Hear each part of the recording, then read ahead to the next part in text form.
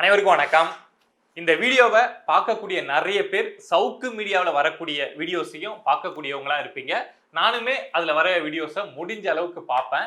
ஏன் அப்படின்னா சவுக்கு சங்கர் வந்து ஏதாவது புதுசாக இன்ஃபர்மேஷனை சொல்லுவார், ஏதாவது விஷயங்களை எக்ஸ்போஸ் பண்ணுவார் அப்படின்னு சொல்லிட்டு நிறைய பேர் அதை பார்க்கறது உண்டு. ஆனாலுமே சவுக்கு சங்கர் மேலே என்ன ஒரு பெரிய குற்றச்சாட்டு உண்டு அப்படின்னா, தன்னுடைய நிலைப்பாட்டை தன்னுடைய ஸ்டாண்டை வந்து அடிக்கடி மாற்றிட்டே இருப்பார். இன்னைக்கு ஒரு விஷயம் ஒரு மாதிரி பேசுவாரு, நாளன்னைக்கு பாத்தீங்கன்னா இன்னொரு மாதிரி பேசுவார் அப்படிங்கிற குற்றச்சாட்டு சவுக்கு சங்கர் மேல உண்டு. அவர் மேல ஒரு நெகட்டிவிட்டியே அப்படிதான். அவர் வந்து ஒரே மாதிரியே இருக்க மாட்டார் அப்படிங்கிறது அவர் மேல இருக்கக்கூடிய ஒரு பெரிய நெகட்டிவிட்டி. நம்ம எக்ஸாம்பிள் சொல்லணும் அப்படின்னா, இந்த எலெக்ஷனுக்கு முன்னாடி சவுக்கு சங்கர் வந்து அதிமுகவுக்கு எந்த அளவுக்கு ஃபேவரா பேசிட்டு இருந்தாரு, அதிமுக ஐடி விங் வந்து அவருக்கு எந்த அளவுக்கு பணம் கொடுத்து சப்போர்ட் பண்ணிட்டு இருந்தாங்க அப்படின்னு நமக்கு தெரியும். எடப்பாடி பழனிசாமி தான் அடுத்த லீடர், அவருடைய லீடர்ஷிப் என்ன அப்படின்னு சொல்லிட்டு ரொம்ப பில்டப்பா ரொம்ப ஹைப்லாம் ஏத்தி எடப்பாடி பழனிசாமிக்கு பேசிட்டு இருந்தாரு. ஒரு பொலிட்டிக்கல் சேஞ்ச் நடந்தது, தமிழக வெற்றி கழகம் ஆட்சிக்கு வந்தாங்க அப்படின்னா எடப்பாடி பழனிசாமி ஜெயிக்க மாட்டாருன்னு நான் அப்பவே சொன்னேன். அவர் எவ்வளவு பெரிய தப்பு செஞ்சார் தெரியுமா, எவ்வளவு முட்டாள்தனமா செயல்பட்டார் தெரியுமா அப்படின்னு சொல்லிட்டு இப்போ பச்சையா மாறி தன்னுடைய நிலைப்பாட்டை மாத்தி சவுக்கு சங்கர் பேசிட்டு இருக்காரு. நிறைய வீடியோஸ்ல வந்து இப்போ அதிமுகவை அடிக்கிறத ஒரு வேலையா வச்சிருக்காரு. ஸோ இது சவுக்கு சங்கர் எப்பொழுதும் இருக்கக்கூடிய ஒரு நிலைப்பாடு தான். பொலிட்டிக்கல் சுச்சுவேஷன் எப்படி இருக்கோ அதுக்கு ஏற்ற மாதிரி தன்னை மாத்திக்கிட்டு தனக்கு சோறு போட்டவங்களா இருந்தாலும் அவங்களே திருப்பி அடிக்கிற வேலை அப்படிங்கிறத சவுக்கு சங்கர் செய்வாரு. ஸோ இப்போ ஏற்பட்ட சவுக்கு சங்கர் இப்போ ஒரு விஷயத்துல ரொம்ப வசமா சிக்கியிருக்காரு. மாட்டுன்னு மாட்டுவாங்க அப்படின்னு சொல்லுவாங்கல்ல, ஸோ அதை மாதிரி மாட்டியிருக்காரு. ஜி ஸ்கொயர் நிறுவனத்துக்கும் சவுக்கு சங்கருக்கும் இடையில ரொம்ப நாள் பிரச்சனை அப்படிங்கிறது தெரியும். ஜி ஸ்கொயர் நிறுவனம் வந்து நீதிமன்றம்லாம் போயிட்டு இனிமே சவுக்கு சங்கர் ஜி ஸ்கொயர் அப்படின்னு வாயை கூட திறக்க கூடாது வீடியோஸ்ல அப்படின்னு சொல்லி நீதிமன்றமே உத்தரவு போட்டாங்க. சோ அந்த அளவுக்கு ஜி ஸ்கொயர் விஷயத்துல சவுக்கு சங்கருக்கு ஒரு பெரிய அடி. இப்ப கூட பேசக்கூடிய வீடியோல பாத்தீங்க அப்படின்னா ஜி ஸ்கொயர் அப்படிங்கிற வார்த்தையை சவுக்கு சங்கர் உச்சரிக்க கூட மாட்டாரு. ஒற்றை எழுத்து நிறுவனம் அப்படின்னு தான் சொல்லிட்டு அப்படியே சிம்பாலிக்கா பேசிட்டு இருக்காரு.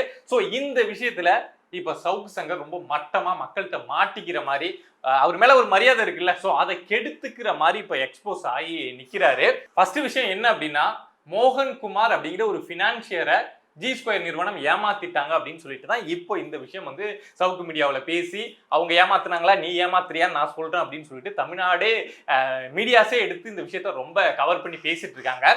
ஸோ அந்த மோகன்குமாரை ஜி ஸ்கொயர் நிறுவனம் ஏமாத்தினாங்களா அப்படின்னு சொல்றதுக்கு முன்னாடி இந்த மோகன்குமாரை பத்தி சொல்லிடுறேன். இந்த மோகன்குமாருக்கு சப்போர்ட் பண்ணி தானே இப்போ சவுக்கு மீடியாவில் இந்த வீடியோ போட்டிருக்காங்க. இந்த மோகன்குமாரை பத்தி நம்ம டீட்டெயில் எடுக்கிறப்போ 2001 இந்த மோகன்குமார் பண்ணாத சீட்டிங் வேலையே கிடையாது. இந்த லேண்ட் வாங்கி விற்கிறேன் அப்படின்னு சொல்லிட்டு அதுல ஏமாத்துறது, இல்ல பினான்ஸுக்கு பணம் கொடுக்குறேன் நீ பத்திரம் எழுதி கொடு அப்படின்னு சொல்லிட்டு அதுக்கப்புறம் பணத்தை கொடுத்தாலும் நிலம் எனக்கு தான் சொந்தம் அப்படின்னு அடியால வச்சு மிரட்டி அந்த இடத்த அடிச்சு புடுங்கிறது, கந்து வெட்டிக்கு விடுறது. அசல் வந்து 1 கோடியா இருக்கும், ஆனா திரும்ப கட்டினவங்க வந்து 2 கோடி 3 கோடி கட்டியிருப்பாங்க. இந்த மோகன்குமார் 2001 யோசிச்சு பாருங்க, கிட்டத்தட்ட 25 வருஷமா இந்த மோகன்குமார் பல வழக்குகள்ல சிக்கிக்கிட்டே இருந்திருக்காரு. சிக்கினார்னா என்னப்பா காவல்துறை கைதே பண்ணலையா அப்படின்னா, பல முறை இந்த மோகன்குமார், நான் ஸ்கிரீன்ல இமேஜ் வைக்கிறேன் பாருங்க, பல முறை இதை மாதிரி ஏமாத்து வேலை பண்றது, நிலம் வாங்கி தரேன்னு ஏமாத்துறது அப்படின்னு சொல்லிட்டு பல இடங்கள்ல இந்த மோகன்குமார் கைது செய்யப்பட்டிருக்காரு. இவரும் நிறைய பேர் மேல கம்ப்ளைண்ட் எல்லாம் கொடுத்திருக்காரு. இவருடைய பினான்ஸ் நிறுவனம் பேர் என்ன அப்படின்னு பாத்தீங்கன்னா பிகே பினான்சியர் சர்வீஸ் அப்படின்னு சூளைமேட்ல இவருடைய நிறுவனம் இருக்கான். சினிமாவில் இருக்கக்கூடிய எல்லாருக்குமே இந்த நிறுவனத்தை தெரியும். ஒரு அடிதடியான மிரட்டி உருட்டி பணம் வாங்கக்கூடிய, கொடுக்குறப்ப பாசமா கொடுக்கறது, நீ தானடா வாங்கிட்டு போடா உனக்கு இல்லாத 1 கோடியான்னு கொடுத்துடுறது, ஆனா திரும்ப 3 கோடி வாங்கினா கூட இது பத்தாது இன்னும் 50 லட்சம் கொடு அப்படின்னு மிரட்டுறது. அப்படி கொடுக்கலையா நான் நீதிமன்றம் போறேன் அப்படின்னு சொல்லிட்டு பொலிட்டிக்கல் பார்ட்டியோட சப்போர்ட்டை புடிச்சுக்கிட்டு ஒரு கிட்டத்தட்ட ஒரு குட்டி சாம்ராஜ்யத்தையே இந்த மோகன்குமார் பண்ணிட்டு இருந்திருக்காரு.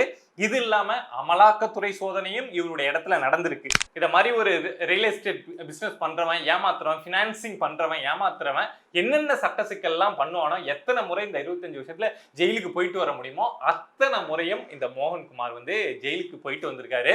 ஸோ இப்போ இந்த மோகன்குமாருக்கு சவுக்கு சங்கர் வந்து சப்பக்கட்டு தூக்கிக்கிட்டு உன்னை நான் உப்பு மூட்டை தூக்கிட்டு போய் நான் காப்பாத்தி விடுறேன் அப்படின்னு வீடியோ போட்டது தான் பாக்குறவங்களுக்கு சவுக்கு சங்கர் மேல இருக்கக்கூடிய நம்பிக்கைய இன்னும் கேள்விக்குறியா இருக்கு. இப்ப என்ன விஷயத்துலப்பா இந்த மோகன்குமாருக்கு இந்த சவுக்கு சங்கர் சப்போர்ட் பண்ணிட்டு வந்திருக்காரு அப்படின்னா, இப்போ இந்த ரீசன்ட் டைம்ல மட்டும் இந்த மோகன்குமார் இவர் பெரிய பினான்சியர்ல, ஸோ இவர் வந்து ஜி ஸ்கொயருக்கு 3 முறை வந்து பணம் அப்படிங்கிறத கொடுத்திருக்காரு. பெரிய பெரிய தொகை. கடைசியா கொடுத்த தொகை சவுக்கு சங்கர் சொல்றது வந்து 25 கோடி ரூபா கொடுத்திருக்காராம். ஸோ பினான்சியர்னா கொடுத்துட்டு 6 மாசம் 5 மாசத்துல கேட்பாங்கல்ல, அதே மாதிரி கேட்கிறப்போ ஜி ஸ்கொயர் நிறுவனம் வந்து இந்தாங்க நாங்க செக் தரோம் அப்படின்னு சொல்லிட்டு மோகன் குமாருக்கு கொடுத்துருக்காங்க. ஆனா மோகன் குமார் எடுத்துட்டு வந்து அதை பேங்க்ல போட்டா செக் வந்து பவுன்ஸ் ஆயிடுச்சான். ஒரு செக் கிடையாது, சவுக்கு சங்கரே சொல்றாரு 3 check. First time check bounce ஆகுது அப்படின்னாவே நீ கம்ப்ளைண்ட் கொடுத்துருப்பல்ல.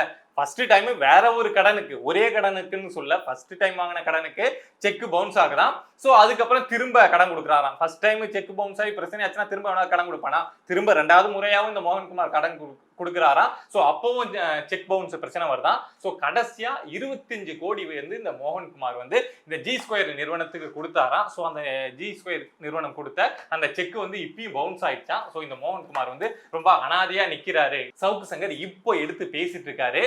இதுக்கு சவுக்கு சங்கர் திடீர்னு இந்த வேலையை காட்டுறதுக்கு என்ன காரணம்? சும்மா பேச மாட்டார்ல, சும்மா திடீர்னு இந்த மோகன்குமாருக்கு சப்போர்ட் பண்ணி பேச மாட்டாரு, ஜி ஸ்கொயர் அடிச்சு நாசம் பண்ணணும்னு பேச மாட்டார்ல. ஏன்னா ஜி ஸ்கொயர் எவ்வளவு பெரிய நிறுவனம் அப்படின்னு நமக்கு தெரியும்.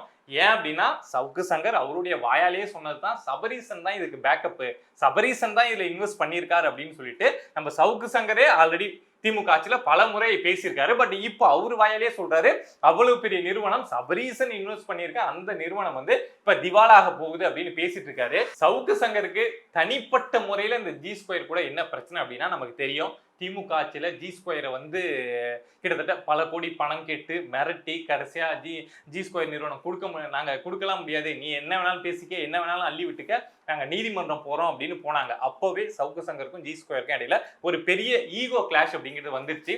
சவுக்கு சங்கர் மிரட்டி பணம் கேட்கிறாரு, கொடுக்க முடியாதுன்னு சொல்லி நீதிமன்றம் போறாங்க.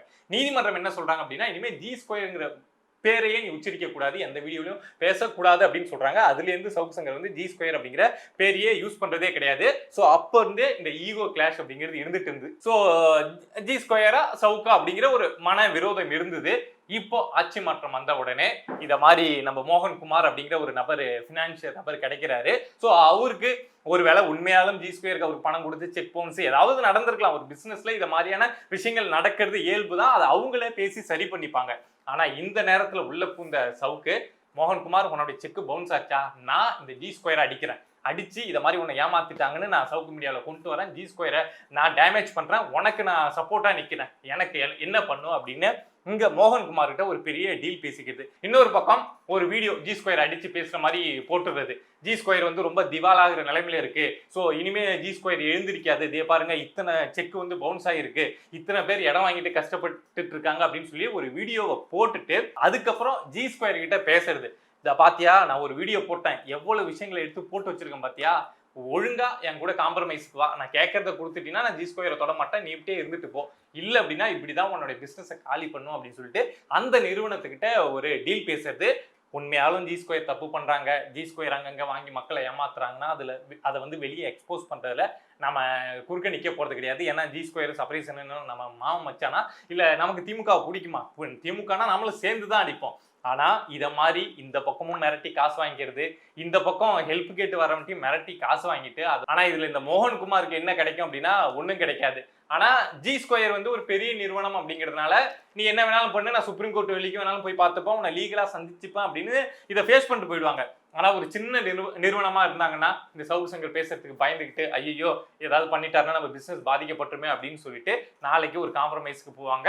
ஸோ பல கோடிகள் வந்து கைமாறும். ஸோ இத மாதிரியான விஷயங்களை சவுக்கு சங்கர் நிறைய இடங்கள்ல பண்ணிட்டு இருக்காரு. நீ ஒருத்தனுக்கு ஆதரவா நிக்கிற அப்படின்னா, ஒருத்தவன் கஷ்டப்படுறான், அவன் ஏமாத்தப்பட்டுட்டான் அப்படின்னு சப்போர்ட்டுக்கு வர அப்படின்னா அவனுடைய பேக்ரவுண்ட் என்ன அதெல்லாம் செக் பண்ணிட்டு தானே நம்ம போய் நிற்போம். ஸோ சிம்பிளா பாக்குறப்போ இந்த மோகன்குமாரோடைய பேக்ரவுண்டை நம்ம செக் பண்றப்பவே இவன் பெரிய ஃப்ராடா இருக்கான். ஸோ இவனுக்கு சப்போர்ட் பண்றேன், இவனை ஜி ஸ்கொயர் ஏமாத்திடுச்சு அப்படின்னு சொல்லிட்டு ஒரு 20 வருஷமா குற்ற பின்னணி கொண்டவனுக்கு சவுக்கு சங்கர் வந்து நிக்கிறார் அப்படின்னா நமக்கு கோபம் வரும்ல. லாஜிக்கா இதுல ஏதாவது தப்பு இருக்கு, இல்லப்பா இத மாதிரிப்பா அப்படின்னு உங்களுக்கு ஏதாவது தோணுது, இல்ல உங்ககிட்ட இது சம்பந்தமா வேற டாக்குமெண்ட்ஸ் ஏதாவது இருக்கு அப்படின்னா கமெண்ட்ஸ்ல வந்து சொல்லுங்க, தொடர்ந்து பேசுவோம். இத மாதிரி நம்மளை சுத்தி நடக்கக்கூடிய விஷயங்களை நீங்க தெரிஞ்சுக்கணும் அப்படின்னு நினைச்சீங்கன்னா மறக்காம பிரபா டாக்ஸ் சேனலை சப்ஸ்கிரைப் பண்ணி சப்போர்ட் பண்ணுங்க. நன்றி.